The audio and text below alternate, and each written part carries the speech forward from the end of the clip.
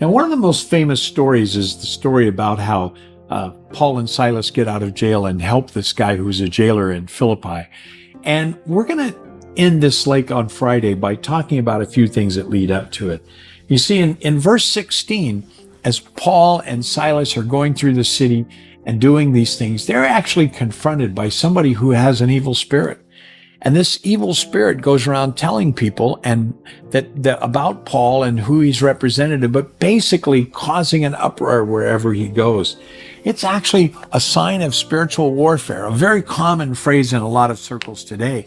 But what it essentially means there is the demons recognize the power of Jesus. And so Paul, in the name of Jesus, casts the demons out. And because of this, Paul and Silas end up in prison. What I want to remind us all of is God's going to work through this in a wonderful way.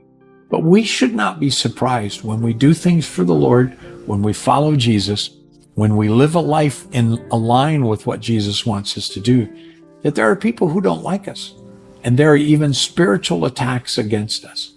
But be strong and remember, just like this story ends up well, when you put your faith in Jesus, no matter who opposes you, everything will be good.